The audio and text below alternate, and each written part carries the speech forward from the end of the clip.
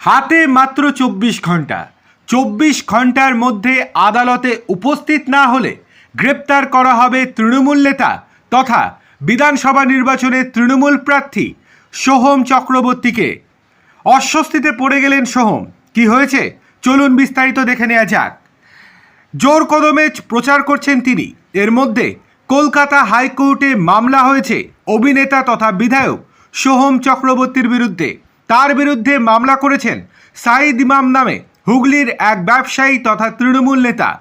আগামী 2রা এপ্রিল অর্থাৎ আগামীকাল সোহমকে সশরীরে কলকাতা হাইকোর্টে হাজির হতে হবে, না হলে গ্রেপ্তারির নির্দেশ দেবে হাইকোর্ট পরিষ্কার জানিয়ে দিয়েছে গত মঙ্গলবার। ঋণ খেলাপির অভিযোগে সোহমের বিরুদ্ধে কলকাতা হাইকোর্টে মামলা করেছেন শাহিদ। মঙ্গলবার তিনি বলেন, মামলাটি এই দিন গৃহীত হয়েছে। আগামী 2রা এপ্রিল অর্থাৎ বৃহস্পতিবার মামলার শুনানি রয়েছে। সোহমকে শুনানিতে থাকার কড়া নির্দেশ দিয়েছে হাইকোর্ট।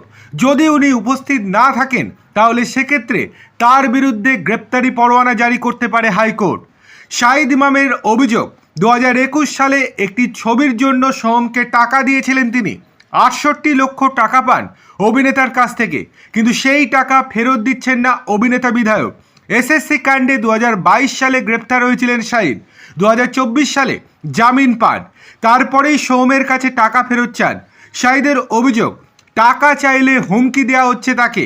কিছুদিন আগেই চারু মার্কেট থানায় এই নিয়ে অভিযোগও দায়ের করেন তিনি। সেই সময় সোহম বলেছিলেন তিনি নাকি কোনো হুমকিই দেননি। একই সঙ্গে বলেছিলেন এমনও হতে পারে এর পেছনে রাজনৈতিক ষড়যন্ত্র থাকতে পারে। তবে এই দিন সাইদ ইমাম বলেন, সোহম কবে থেকে রাজনীতিতে এলেন? নিজের স্বার্থে রাজনীতিতে যোগ দিয়েছেন।